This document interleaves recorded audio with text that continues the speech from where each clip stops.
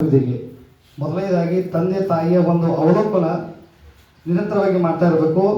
ಮತ್ತು ನಮ್ಮ ಮಕ್ಕಳ ಮೇಲೆ ಸರ್ ಹೇಳಿದರ ಪರವಾಗಿ ಸರ್ ಈಗಾಗಲೇ ಹೇಳಿದ್ದಾರೆ, ಅವರು ಹಾಕಿಕೊಟ್ಟಂಥ ಒಂದು ಹೋಮ್ವರ್ಕ್ ಆಗಿರ್ಬೋದು, ಮತ್ತು ಮುಖ್ಯವಾಗಿ ತಂದೆ ತಾಯಿಗಳ ಒಂದು ನಾವು ಏನಾದರೂ ಒಂದು ಸಮಸ್ಯೆ ಇರ್ಬೋದು, ಹಣಕಾಸಿನ ತೊಂದರೆಯಿಂದ ಏನಾಗುತ್ತೆ ಕೆಲವೊಂದು ಸಂದರ್ಭದಲ್ಲಿ ಜಗಳ ಆಡುವಂಥ ಸಂದರ್ಭ ಕೂಡ ಇರುತ್ತೆ.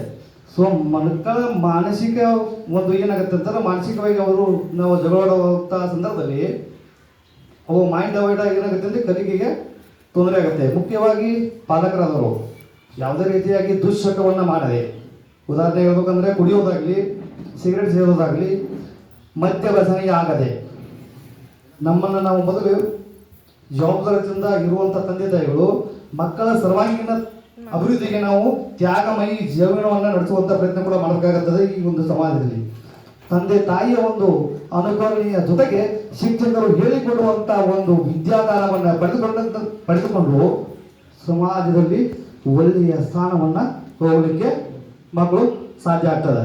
ಸರ್ ಹೇಳಿದರು, ಪ್ರತಿನಿತ್ಯ ಮಗುವಿನ ಒಂದು ಗಮನವನ್ನು ತಂದೆ ತಾಯಿಯವರು ಮಾಡಲೇಬೇಕಾಗುತ್ತದೆ. ಯಾಕಂದರೆ ಈಗಿನ ಒಂದು ಸ್ಥಿತಿಗತಿಯಲ್ಲಿ ಮೊಬೈಲ್, ಮುಖ್ಯವಾಗಿ ಮೊಬೈಲನ್ನು ಓದುವುದಕ್ಕೆ ಮಾತ್ರ ಅವಕಾಶ ಕೊಡಬೇಕು ಹೊರತು ಗೇಮ್ ಆಡೋದಾಗಲಿ, ಸುಮ್ಮನೆ ಟೈಮ್ ಪಾಸ್ ಮಾಡೋದಾಗಲಿ. ಮತ್ತು ನಾನು ನೋಡ್ತೀನಿ ಎಷ್ಟೋ ಮಕ್ಕಳು ತಂದೆ ತಾಯಿಗಳು ಏನು ಮಾಡ್ತಾರೆ, ಮೊಬೈಲನ್ನು ಕೊಟ್ಬಿಡ್ತಾರೆ. ನಾವು ಏನೋ ಒಂದು ಬೇರೆ ಕೆಲಸದಲ್ಲಿ ತೊಡಗಿ ಆ ಮಕ್ಕಳು ಗೇಮ್ ಆಡ್ತಾ ಇದ್ದಾರಾ, ಯಾ ಶಿಕ್ಷಕರು ಹೇಳಿಕೊಟ್ಟಂಥ ವಿಷಯದ ಕಡೆಗೆ ಗಮನ ಕೊಟ್ಟು ಹೋಮ್ವರ್ಕ್ ಮಾಡ್ತಾ ಇದ್ದಾರೆ, ಅದನ್ನು ಏನು ಮಾಡಬೇಕು, ಅಬ್ಸರ್ವ್ ಮಾಡಬೇಕು. ನಾವು ಅಬ್ಸರ್ವ್ ಮಾಡಿದ್ರೆ ಏನು ಮಾಡ್ತೀವಿ, ನಮ್ದು ಬಿಟ್ಬಿಡ್ಲಿ ಅಂತ ಅವ್ರು ಟೈಮ್ ಪಾಸ್ ಮಾಡ್ತಾ ಇರ್ತಾರೆ. ಸಮಯ ಸದುಪಯೋಗ ಮಾಡಿಕೊಳ್ಬೇಕಾದ್ರೆ ನಾವು ಸಮಯದ ಬಗ್ಗೆ ಮಕ್ಕಳಿಗೆ ಹೇಳ್ಕೊಡ್ಬೇಕಾಗತ್ತೆ. ಸಮಯ ಹೆಂಗಿರ್ತದಂದ್ರೆ ಈಗ ಹೇಳಿದ್ರು ಸರ್, 2, 3, 4ನೇ ತರಗತಿ ವ್ಯಕ್ತಿಯನ್ನ ಪರಿವರ್ತನೆ ಮಾಡಬೇಕಾದ್ರೆ ಸಮಾಜದಲ್ಲಿ ಒಂದು ದೊಡ್ಡ ವ್ಯಕ್ತಿಯಾಗಿ ಹೇಗೆ ಒಂದು ಚಿಕ್ಕ ಗಿಡವನ್ನ ನಾವು ಸರಿಯಾಗಿ ಗೊಬ್ಬರ ಹಾಕಿ ಕೊಟ್ಟಿಯೋ ಮುಂದೆ ದೊಡ್ಡ ಹೆಮ್ಮರವಾಗಿ ಬೆಳೆಯುತ್ತದೆ. ಪೋಷಕಾಂಶ ಕೊಡ್ತೀವಿ ನೋಡ್ರಿ, ಗೊಬ್ಬರ ಹಾಕ್ತೀವಿ ಸರಿಯಾಗಿ. ಹಂಗೆ ನಮ್ಮ ಮಕ್ಕಳಿಗೆ ಏನು ಮಾಡಬೇಕು, ಉತ್ಸಾಹವನ್ನು ತುಂಬಬೇಕು. ನೀನು ಸಮಾಜದಲ್ಲಿ ಒಬ್ಬ ಒಳ್ಳೆಯ ವ್ಯಕ್ತಿಯಾಗಿ ಬದುಕಬೇಕಾದ್ರೆ, ಸಾಧನೆ ಮಾಡಬೇಕಾದ್ರೆ ಕಷ್ಟಪಡಲೇಬೇಕು. ಈಗ ಹೇಳಿದರು ಥಾಮಸ್ ಎಡಿಸನ್ ಅವ್ರ ಬಗ್ಗೆ ಹೇಳಿದರು. ಅವರು 100 ಬಗ್ಗೆ ಏನು ಮಾಡಿದ್ರು, 100 ಬಾರಿ ಒಂದು ಬಲ್ಬನ್ನು ರೆಡಿ ಮಾಡಬೇಕಾದ್ರೆ ಕಷ್ಟಪಡ್ತಾ ಇದ್ರು. ಸಮಾಜದಲ್ಲಿ ಏನು ಮಾಡಿದ್ರು, ಎಷ್ಟೋ ಜನ ಇವನು ಸೈಂಟಿಸ್ಟ್ ಅಲ್ಲ, ಇವನು ಸುಮ್ಮನೆ ಟೈಮ್ ಪಾಸ್ ಮಾಡ್ತಿದ್ದಾರೆ ಅಂತಂದ್ರು. ಉದಾಹರಣೆ ಹೇಳ್ಬೇಕಂದ್ರೆ ರೈಟ್ ಸಹೋದರರು ಒಂದು ವಿಮಾನವನ್ನು, ಈಗ ನಾವೆಲ್ಲ ಫ್ಲೈಟ್ನಲ್ಲಿ ಹೋಗ್ತಾ ಇದ್ದೀವಿ, ಅದು ಒಂದೇ ದಿನದಲ್ಲಿ ರೆಡಿ ಆದಂಥ ವಸ್ತುವಲ್ಲ, ಅದು ಸುಮಾರು ಬಗ್ಗೆ ಅವ್ರು ಏನು ಮಾಡಿದ್ರು, ಪ್ರಯತ್ನ ಮಾಡಿದ್ರು. ಅದೇ ರೀತಿಯಾಗಿ ಒಂದು ಮಗು ಈಗ 15 ಅಂಕಗಳಲ್ಲಿ 10 ತಗೋಬೋದು, 9 ತಗೋಬೋದು, 0 ತಗೋಬೋದು. But you first confidence you every day good thing ಅಂದ್ರೆ ಮಗುವಿನಲ್ಲಿ ನಾವು ಸಕಾರಾತ್ಮಕವಾದ ವಿಚಾರಗಳನ್ನು ಹೇಳಬೇಕು. ಅದು ಫೇಲ್ ಆಗಿದೆಯಾ, ಅದನ್ನು ಬೆಲ್ ತರಬೇಕು. ಸೋಲೆ ಗೆಲುವಿನ ಸೋಪಾನ ಅಂತ ಹೇಳ್ತಾರೆ. ನೀನು ಸೋತಿದ್ಯಾ, ಪರವಾಗಿಲ್ಲ, ನನ್ನ ಮಗುವಿಗಿಂತ ಬೇರೆ ಮಗು ಚೆನ್ನಾಗಿ ಓದ್ತಾ ಇದೆಯಾ, ಅವರು ಮಕ್ಕಳು ತಂದೆ ತಾಯಿಗಳು ಕಾಳಜಿ ಮಾಡಬಹುದು. ಎಲ್ಲ ಮಗುವಿನ ಒಂದು ಬೌದ್ಧಿಕವಾದಂಥ ಮಟ್ಟ ಒಂದೇ ರೀತಿಯಾಗಿರೋಲ್ಲ. ಏನು ಹೇಳ್ತಾರೆ ಸೈಕಾಲಜಿಲಿ, ಯಾವುದೇ ಒಂದು ಮಗುವಿನ ಒಂದು ಐಕ್ಯೂ ಪವರು ಸೇಮ್ ಆಗಿರೋಲ್ಲ. 120, 140 ಇರುತ್ತೆ, ಕೆಲವೊಂದು 80 ಬಿಲೋ. ಹೌದು ಸರ್, 80 ಬಿಲೋ ಇರುತ್ತೆ.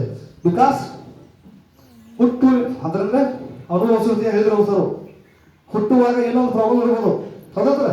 ಹುಟ್ಟುವಾಗ ಮಗುವಿನ ಒಂದು ಗ್ರೋತ್ನಲ್ಲಿ ಪರಿವರ್ತನೆ ಇರ್ಬೋದು, ಅಥವಾ ವಾತಾವರಣದ ಕೊರತೆ ಕೂಡ ಇರುತ್ತೆ. ಅಂದರೆ ಸಮಾಜದಲ್ಲಿ ಅವು ಮಕ್ಕಳು ಅವರ ಫ್ರೆಂಡ್ಶಿಪ್ ಯಾರಿದ್ದಾರೆ, ಅವರ ಜೊತೆ ಇರುವಂಥ ಫ್ರೆಂಡ್ಸ್ಗಳನ್ನ ನೀವು ಐಡೆಂಟಿಫೈ ಮಾಡಬೇಕು.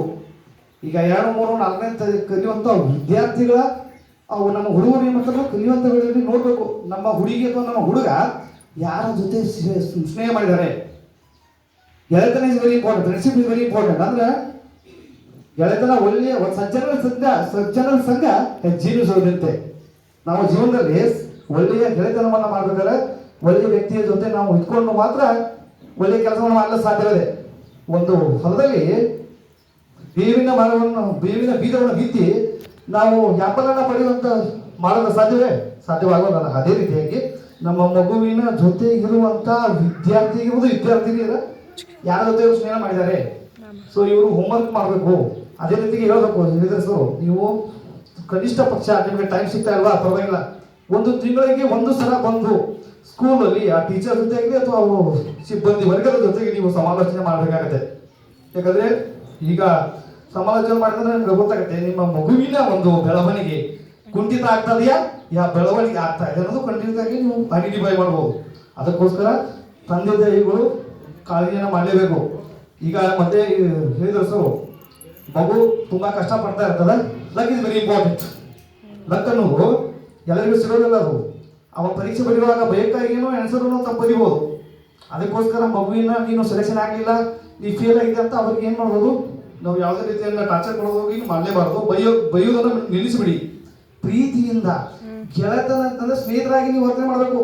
ತಂದೆ ತಾಯಿಗಳು ಏನು ಮಾಡ್ಬೇಕಂದ್ರೆ ಸ್ನೇಹಿತರಾಗಿ ಮಗುವಿನ ಜೊತೆ ಒಡನಾಡಿ ಅವರಿಗೆ ಒಳ್ಳೆಯ ಒಂದು ಗುರಿಯ ಬಗ್ಗೆ ಆಗಲಿ ಅವರ ಸಮಾಜದಲ್ಲಿ ಒಳ್ಳೆಯ ಬೆಳವಣಿಗೆ ಆಗಬೇಕಾದ್ರೆ ನೈತಿಕತೆ ನಮ್ಮ ಆಚಾರ ವಿಚಾರಗಳನ್ನ ತಿಳಿಸಿಕೊಡುವಂತ ಪ್ರಯತ್ನ ಕೂಡ ಮಾಡಬೇಕಾಗುತ್ತದೆ.